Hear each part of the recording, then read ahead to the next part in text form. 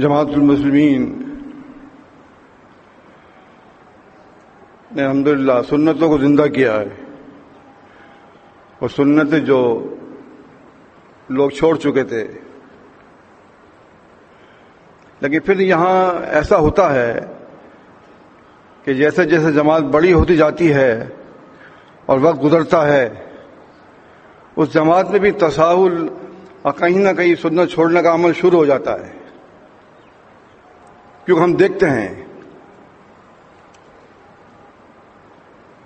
کہ بعض جگہوں پر غیر ضروری طور پر کچھ نہ کہنا، اسے چھوڑ دینا۔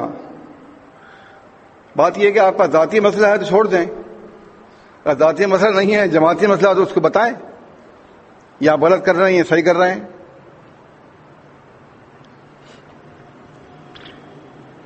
جماعت المسلمین نے صفوں کی درستگی میں وہ آئینہ دکھایا جو اسلامی ہے، وہ شکل دکھائی صفوں کو درست کرنے کی جو اسلامی ہے، جو کہ باہر نہیں ہے، اب بھی نہیں ہے، جب بھی نہیں تھا۔ آپ کہیں گے صف درست کرنا تو ایک معمولی سی بات ہے تو معمولی سی چیز، سنت چھوٹی ہو یا بڑی ہو، اس کو زندہ کرنا ہم پر فرض ہے۔ ہمیں معلوم ہو جائے کہ طریقہ کار یہ ہے اسلامی، اس طریقے سے صفیں درست کی جائیں گی، تو ظاہر ہم پر لازم ہے کہ ہم اس کی پیروی کریں۔ صحیح مسلم کی روایت ہے، اللہ کے رسول صلی اللہ علیہ وسلم نکلتے، وقت اقیم الصلاۃ ہو، نماز کی اقامت کہی جاتی، وعدل الصفوف ہو، اور صفیں درست ہو جاتی۔ صفوں کا درست کرنا یہ ایک ایسی تنظیم ہے اسلامی کہ آپ کو یہیں سے پورے جماعت کے جو ہے نا رموز ملیں گے۔ جب بعض جماعت نماز پڑھنا ایک وقتی اور کچھ دیر کے لیے ہے، امام اپنی جگہ پر ہے، مقتدی اپنی جگہ پر ہیں، مگر اس کے کچھ اصول دیے ہیں اسلام نے، اللہ کے نبی صلی اللہ علیہ وسلم نے۔ ان اصولوں کے مطابق آپ امامت مقتدی بنتے ہیں تو آپ کی نماز درست ہوگی۔ اگر غلط جاتے ہیں تو ممکن ہے کہ اگر غلط کر بھی رہے ہیں تو امام اگر صحیح نماز پڑھا رہا ہے تو وہ اس کا ازالہ کر دے گا، لیکن اگر امام نے غلطی کی ہے تو اس کی غلطی کو بھی آپ باور کرائیں گے، امام کو بتائیں گے کہ امام صاحب اپنی غلطی کی ہے۔ کیسے بتائیں گے؟ بہت ہی حسین طریقہ بتایا اللہ کے رسول صلی اللہ علیہ وسلم نے کہ جب امام بھول جائے تو تم کہو سبحان اللہ۔ کیا کہو؟ سبحان اللہ۔ کیوں کہو؟ کہ اللہ تعالیٰ ان تمام کمزوریوں سے پاک ہے، اللہ بھولتا نہیں ہے، اللہ تعالیٰ بھولتا نہیں ہے۔ اللہ کے رسول صلی اللہ علیہ وسلم ظہر کی نماز پڑھا رہے ہیں، آپ نے 2 رکعت میں سلام پھیر دیا، صحیح بخاری میں ہے۔ اب صحابہ کرام نے اس وقت ممکن ہے سبحان اللہ کا اصول نہ دیا گیا ہو، جب سلام پھیر دیا اب کسی کی ہمت نہیں ہو رہی تھی کہ آپ سے جا کے بتائے کہ اللہ کے نبی صلی اللہ علیہ وسلم نماز کم ہو گئی ہے یا آپ بھول گئے ہیں۔ ابو بکر رضی اللہ تعالیٰ عنہ، عمر بن خطاب رضی اللہ عنہ موجود تھے ان لوگوں میں۔ ایک صحابی تھے ذو الیدین نام کے، ذو الیدین، ہاتھوں والے آدمی، ہاتھ سب کے ہیں مگر ان کے ہاتھ کو عام سائز سے بڑے تھے۔ عام سائز جو انسان ہوتے ہیں ہمارے، اس کو ہاتھ ان کے لمبے تھے تو ان کو ذو الیدین کہتے تھے۔ وہ آگے بڑھے اور کہا کہ اللہ کے رسول صلی اللہ علیہ وسلم نماز کم ہو گئی ہے یا بھول گئے ہیں۔ ادب کے دائرے میں رہتے ہوئے امام کی اصلاح کرنا۔ یہ کون ہے؟ رسول اللہ صلی اللہ علیہ وسلم، عام امام نہیں ہے، کہنے والے عام صحابی ہیں، گوشت گزار کرنے والے عام صحابی ہیں۔ اللہ فرمائے نہ میں بھولا ہوں نہ نماز کم ہوئی ہے، اب بھی آپ کو یاد نہیں آیا، پھر آپ نے صحابہ سے کس متوجہ ہو کر پوچھا، فرمایا آپ نے کیا یہ صحیح کہہ رہے ہیں ذوالدین؟ کہاں اللہ کے نبی صلی اللہ علیہ وسلم آپ نے 2 رکعت نماز پڑھائی ظہر کی. پھر آپ یہ ہو گیا میں بھول گیا ہوں. پھر آپ نے 2 رکعت مزید پڑھوائی. سنن کبریٰ بہقی میں ہے اگر نماز کمی کے موقع پہ امام سلام پھیر دے اور دوبارہ نماز کی کمی کو پورا کرنے کے لیے امامت کرے تو اقامت دوبارہ کہی جائے گی. تو اقامت دوبارہ کہی گئی اور پھر انہوں نے 2 رکعت نماز مزید پڑھائی آپ نے اور سجدہ سہو کیا. یہ جماعت جو ہے، اس باجماعت نماز جو آپ پڑھتے ہیں 5 اوقات میں، یہ اس کا طریقہ ہے. یہی طریقہ تمام دوسرے جو منصب ہیں ان پہ لاگو ہوتا ہے. آپ کا کام کیا ہے کہ امیر کو بتا دینا، امام کو بتا دینا. اگر وہ مان جائے تو فبیہا، نہیں مانتا تو آپ کی ذمہ داری ختم ہو گئی. آپ نے پہنچا دیا، آپ نے بتا دیا کہ آپ نے غلطی کی ہے، آپ اپنی غلطی درست کر لیں. یہ حدیث ہے، یہ قرآن کی آیت ہے سب. یہ اگر وہ نہیں مانتا تو وہ خود جواب دے اللہ کو، آپ نے بتا دیا. یہ ہمیں یہیں سے ہی سبق دیا جاتا ہے اسلامی طور پہ. امام صاحب آئے صرف درست کرنے کے لیے، لوگ کھڑے ہو گئے. انس رضی اللہ عنہ کہتے ہیں، ابو یعلا میں ہے، نسائی میں ہے، صحیح سند کے ساتھ، صحیح بخاری میں بھی ہے اس کا حصہ تعلیقاً. وہ انس کہتے ہیں یلزم احدنا، ہم میں سے کوئی اپنے ساتھی کے ساتھ کندھے سے کندھا اور قدم سے قدم یا کعب و بالکعب یا ٹخنا ملا لیتا، کندھے سے کندھا جوڑ لیتا اور کندھے سے کندھا اور ٹخنے سے ٹخنا جوڑ لیتا. یہ کیفیت بتا رہے ہیں کس چیز کی؟ باجماعت نماز میں جو صفیں درست ہوں گی آپ کی. اب ہم دیکھتے ہیں آج کل جب صف درست کی جاتی ہے تو آپ پنجہ تو بنا لیتے ہیں، آپ پنجہ ایسے ٹخنا وہیں کمایا جاتا. اگر وہ صف درست کرنے والا آپ کا ٹخنا جوڑ بھی جائے وہ ہٹ ہو گیا، آپ نے بھی ہٹا دیا. یہ غلط ہے. یہ سب وہ نہیں ہے جو پھر آپ کہیں گے کہ سنت کے مطابق آپ چل رہے ہیں. یہ سنت کے مطابق کیا؟ جب آپ کا ٹخنا جوڑ دیا اس نے، کندھا مل گیا آپ کا، تو آپ کو پھر وہاں سے اس جگہ سے ہٹانا نہیں چاہیے اپنا ٹخنا نہ کندھا. کیوں فرمایا اللہ کہتے ہیں کہ اقبل رسول اللہ صلی اللہ علیہ وسلم پہ وجہی، اللہ کے رسول صلی اللہ علیہ وسلم ہمیں متوجہ ہوئے، صحیح مسلم میں ہے. پھر آپ نے فرمایا اقیموا الصلاۃ وتراصوا، اپنی صفوں کو قائم کرو اور شیشہ پلائے ہوئے دیوار بن جاؤ. شیشہ پلائی ہوئی دیوار کیا؟ یہ دیوار ہے، شیشہ نہیں ہے لیکن سیمنٹ لگا ہوا ہے نا. کہیں آپ دیکھتے ہیں اس میں دراڑ ہے؟ کوئی جگہ ہے؟ نہیں ہوگی جگہ. جس طرح دیوار آپ کے سامنے مضبوطی کے ساتھ کھڑی ہوئی ہے، کہیں پر کوئی سراغ دراڑ نہیں ہے، ایسی مسلمین کی صفوں کی درستگی کے بارے میں کہا گیا ہے. وہ سب بھی اتنی مضبوط ہو جیسے کہ کانوں بنیان مرصوص، گویا کہ وہ شیشہ پلائی ہوئی دیوار ہے. تب آپ دیکھیں گے یہ جماعت. اب یہاں پہ کیا ہے؟ یہی سے معاملہ شروع ہو رہا ہے نا.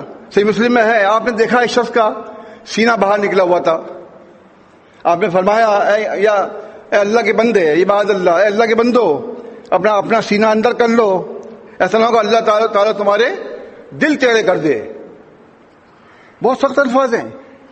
اگر آپ سب درست نہیں کرتے ہیں، جس طرح سنت کے مطابق صرفیں درست کرائی جا رہی ہیں اس کے ساتھ تعاون نہیں کرتے ہیں اور اپنی مرضی چلاتے ہیں، نہیں، اکڑ رکڑ کوئی نہیں. صحیح مسلم میں ہے کہ صحابہ کرام رضی اللہ تعالیٰ عنہم صف درست کرنے والوں کے سامنے اپنے کندھے نرم کر دیا کرتے تھے. آپ جیسے چاہیں اس کو ایسے ایسے کر کے ملا دیں، بالکل اس کا کندھا آپ کو نرم ہونے چاہیے. صحیح مسلم میں یہ ہے کہ سب اتنی سیدھی ہوتی تھی. صحابی کہتے ہیں کہ اگر تیر کو سیدھا کرنا چاہیں، تیر کو، تو سیدھا کر سکتے ہیں. آپ کہیں گے تیر کا سیدھا ہوتا، ہمیں تو پتہ ہی نہیں. تیر اگر سیدھا نہیں ہوگا تو نشانے پہ نہیں لگے گا. تیر اگر سیدھا ہوگا تو جہاں آپ نشانہ کر رہے ہیں اور آپ کو نشانے بازی آتی ہے تو تیر اپنا نشانہ لے گا. اگر تیر کی پچھلی ڈنڈی ٹیڑھی ویڑھی ہو، اس میں خم ہو، تو تیر جب چھوڑے گا تو ایسے ایسے جائے گا ہلتا ہوا، وہ سیدھا نہیں جائے گا. تو اتنا سیدھا آپ کر سکتے ہیں اس صف سے جس کا یہاں پہ میں بات کر رہا ہوں. اس کا آپ خود ہی مشاہدہ کر سکتے ہیں کہ ہمیں کس قدر اس میں دھیان رکھنا چاہیے. اور پھر یہ بھی فرما دیا اللہ کے نبی صلی اللہ علیہ وسلم نے، اگر تم صفیں درست نہیں کرو گے تو اللہ تمہارا دل ٹیڑھے کر دے گا. صف ٹیڑھی ہوگی تو دل ٹیڑھے ہو جائیں گے. استغفر اللہ، استغفر اللہ. الحمدللہ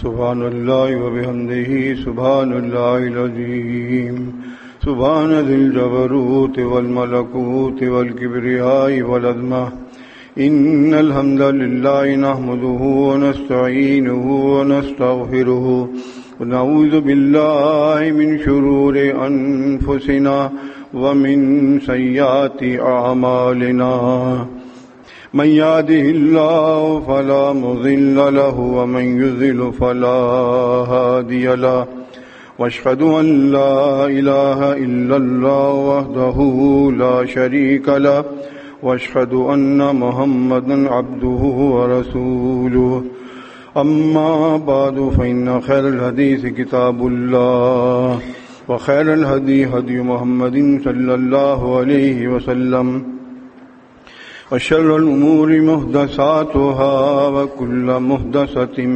بدعة وكل بدعة ضلالة وكل ضلالة في النار. صحیح بخاری کی حدیث ہے، نمازوں کو درستگی حسن الصلاۃ، نماز کی خوبصورتی ہے صفے درست کرنا، جسے بتایا جا رہا ہے اگر صفے ایسے درست کرتے ہیں تو نماز خوبصورت دکھائی دے گی کہ سب بسب کھڑے ہوئے ہیں لوگ، پہلی صف ہے، دوسری صف ہے، تیسری صف ہے. صحیح بخاری میں ہے، صحیح مسلم میں بھی ہے. فرمایا اللہ کے نبی صلی اللہ علیہ وسلم نے کہ اگر تمہیں یہ معلوم ہو جائے کہ پہلی صف میں کھڑے ہونے کا کس قدر ثواب ہے تو تم قرآن اندازی کر کے ہی جگہ حاصل کرو گے. مطلب کیا ہے؟ فاستبقوا الخیرات، آپ نیکی میں دوڑنے کی ترغیب دلا رہے ہیں لوگ، صحابہ کرام رضی اللہ عنہم کو بتا رہے ہیں کہ پہلی صف کا کتنا ثواب ہے. ہماری جگہ خالی پڑی رہتی ہیں، لوگ دیکھتے رہتے ہیں، کوئی اس میں سبقت نہیں ہے. نہیں، اگر آپ کو جگہ ملتی ہے تاکہ بیٹھ جائیں، سب میں سب جگہ ہے، چیریں نہیں سب کو جگہ ملتی ہے، ایسے آگے بیٹھ جائیں. آپ اگر جگہ آگے خالی ہے تو آگے ہو کر بیٹھ جائیں تاکہ سب کی جو پہلی جو فضیلت ہے وہ آپ حاصل کر لیں. تو معلوم یہ ہوا کہ صفوں کی درستگی میں اور صفوں کی جو تعیناتی میں جو پہلی صف ہے اس کی فضیلت ہے. پہلی صف کو درست کریں گے، جو باقی لوگ بچیں گے وہ دوسری صف میں جائیں گے، اور سب لوگ ہیں تو آگے سب جو پیچھے صف بنیں گی ان سبوں کو پورا کرنا ہوگا. یہ نہیں کہ پہلی صف بھی آدھی کچھ خالی پڑی ہوئی ہے، ادھر خالی پڑی ہوئی ہے اور آپ پیچھے صف بنا لیں. نہیں، خود ہی آپ جائیے، آپ کو پتہ ہونا چاہیے کہ پہلی صف کو پورا کرنا ہے، نہ کہ ہم اشارہ کریں بھائی آگے کھڑے ہو جاؤ. آپ کا کام کیا ہے؟ تعاون کرنا. جو امام ہے، جو لوگ صف درست کرنے والے ہیں، ان کے ساتھ تعاون کرنا. اس طریقے سے صف کی درستگی ہے. تو لہذا اللہ کے نبی صلی اللہ علیہ وسلم نے ہمیں بتایا ان چیزوں کو. آمین بالجہر کہنا، آپ دیکھیں بہت کم آواز آمین کی دکھائی دے گی آپ کو. 300-400 آدمی یہاں پر ہوتے ہیں جمعے کے دن. میں جب امام آمین کہتا ہے تو مقتدی کے آمین کا پتہ ہی نہیں چلتا. جب کہ ابن ماجہ کی حدیث ہے حسن سند کے ساتھ کہ صحابہ کرام رضی اللہ تعالیٰ عنہم آمین جب کہتے تو اتنی زور سے کہتے کہ وہ کیا کہتے ہیں، مسجد جو ہے دہل جاتی، اتنی تیز. یعنی کہ سب جب پوری مسجد بھری ہوگی اور آمین کہیں گے آپ مل کے تو وہ ظاہر ہے اس میں تو ایسا ہو سکتا ہے، وہ ممکن ہے، لیکن اس میں بھی حسن ہونا چاہیے. آمین جاننا بہت زور سے آمین کہہ دیں، نہیں. اذا امن الامام فامنوا، صحیح بخاری کے الفاظ ہیں. جب امام آمین کہتا ہے تو اپنی آمین کو امام کے آمین سے ملاؤ. اوپر کہیں گے تب بھی آمین نہیں ملے گی، نیچے کہیں گے تب بھی امام سے آمین نہیں ملے گی. آپ کی آواز، اپنی آواز کو امام کی آمین کی آواز سے ملاؤ تو کیا ہوگا پھر؟ اللہ تمہارے گناہ بخش دے گا، اللہ تعالیٰ تمہارے گناہوں کو معاف کر دے گا. یہ ہمیں یہ مل گئی، فوراً اجر مل گیا اس کا. تو اس طرح سے آمین کو کہنا ہے کہ آمین کا جو حق ہے وہ ادا ہو جائے. اور جیسے ترمذی میں، ابو داؤد میں صحیح سند کے ساتھ ہے، فرماتے ہیں اللہ کے رسول صلی اللہ علیہ وسلم کہ اہل یہود جو ہیں وہ ہم سے 2 باتوں پہ اتنا حسد کرتے ہیں، دوسری باتوں پہ اتنا حسد نہیں کرتے. وہ 2 باتیں کون سی ہیں؟ آمین بالجہر کہنا اور سلام کرنا. آپ اپنے سلام کرنے سے بھی بہت حسد ہوتا ہے ان کو، اور آمین جہاں ہم مل کے کہتے ہیں جس کی آواز بلند ہوتی ہے اور باہر تک جاتی ہے وہ بھی ان کو اچھا ہی نہیں لگتا، بہت حسد کرتے ہیں ان معاملے میں. تو اس سے بھی معلوم ہوا کہ جب امام آمین کہتا ہے ہم سب مل کے آمین کہیں. نعمان کہتے ہیں نسائی میں ہے صحیح سند سے، نعمان تابعی امام ہیں اور ابو ہریرہ رضی اللہ عنہ کا خاص شاگرد ہیں. وہ کہتے کہ میں نے نماز پڑھی ابو ہریرہ رضی اللہ عنہ کے پیچھے. جب انہوں نے سورہ فاتحہ شروع کی اور پھر پہنچے وہ غیر المغضوب علیہم ولا الضالین، اس کے بعد انہوں نے آمین کہا تو تمام لوگوں نے ان کی آواز سے آواز بجاتے ہوئے آمین کہا. تو اس سے صاف معلوم ہو گیا کہ صحابہ کرام رضی اللہ تعالیٰ عنہم امام کے ساتھ آمین کہتے اور آمین کو امام کی آمین سے آواز ملاتے، کیونکہ ان کو پتہ تھا کہ یہ بخشش کے ذرائع ہیں، مغفرت ہو جائے گی، ہمارے گناہ دھل جائیں گے، صاف ہو جائیں گے صرف یہ کرنے سے کہ آپ کی آمین جو ہے امام کی آمین سے مل جائے. یہ سنت میں اس لیے بتا رہا ہوں.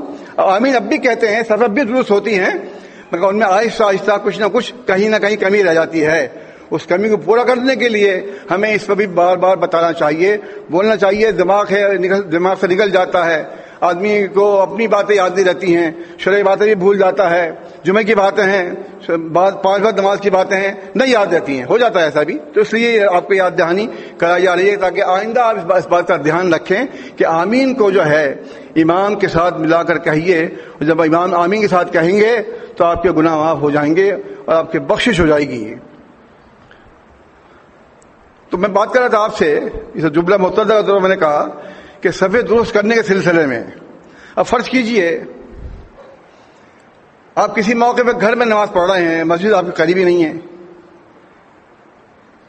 گھر میں ایک عورت ہے، ایک بچہ ہے، ایک آدمی ہے، تو نماز کیسے پڑھیں گے؟ صحیح مسلم میں ہے، انس رضی اللہ عنہ کہتے ہیں کہ رسول اللہ صلی اللہ علیہ وسلم ہمارے ہاں تشریف لائے، میری دادی کے ہاں، نانی کے ہاں. آپ نے وہاں پہ کھانا ترنم فرمایا، اس کے بعد فرمایا آؤ میں تمہیں نماز پڑھا دوں.